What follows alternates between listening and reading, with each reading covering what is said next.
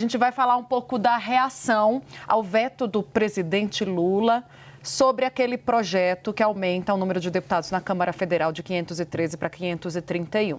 O presidente Lula admitiu a aliados que a ideia é disputar a repercussão sobre esse assunto junto à sociedade. Tentar, portanto, em outras palavras, vencer a posição do Congresso Nacional com os eleitores.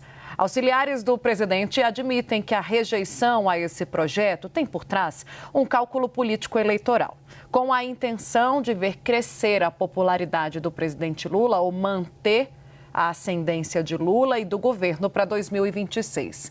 Eu digo ascendência porque a última pesquisa Genial Quest divulgada na quarta, a gente trouxe para vocês, aponta o aumento da popularidade com 3 pontos acima desde o último levantamento em maio deste ano, com 43%. A desaprovação caiu, consequentemente, de 57% em maio para 53% agora.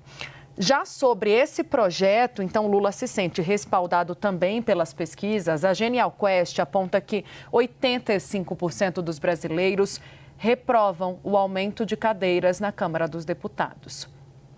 Esses aliados de Lula, com quem eu conversei vastamente hoje de manhã, dizem que o presidente reconhece, sim, o risco de um atrito com o Congresso Nacional, mas acredita que a decisão pode consolidar a melhora dos números.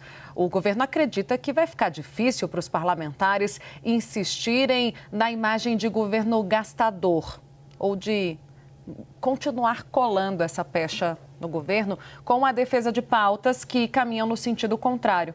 A cúpula do PT defende promover um debate organizado de ideias para defender a posição de Lula, ou seja, o veto a esse projeto. Para essas fontes, o governo não tem interesse em escalar a crise entre os poderes, mas não poderia apenas ficar encurralado. O presidente, me disse uma pessoa próxima a ele, sem reação, o que essa fonte considera ter acontecido com a derrubada do decreto, com o PDL, aprovado pelo Congresso Nacional sobre o aumento do IOF.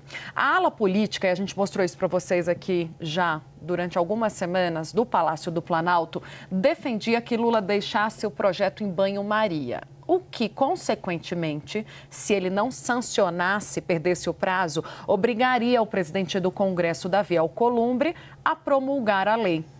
Na Câmara dos Deputados, petistas reclamam do que consideram um flerte do Congresso Nacional nesses últimos meses com a anistia. Acabou não se consolidando, na visão deles, a anistia aos criminosos do 8 de janeiro e, consequentemente, ao ex-presidente Jair Bolsonaro pelo tarifaço de Donald Trump e o que chamam de deslealdade da base no Congresso com Lula.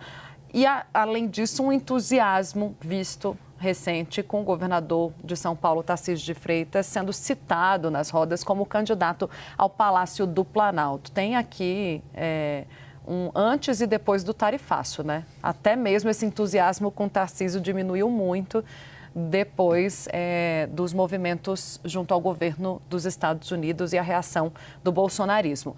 Na Câmara ainda, a decisão de Lula está sendo deglutida sob o que os líderes consideram clima de ressaca. Depois de uma votação ontem, que foi até às 4 horas da manhã, atravessou a madrugada.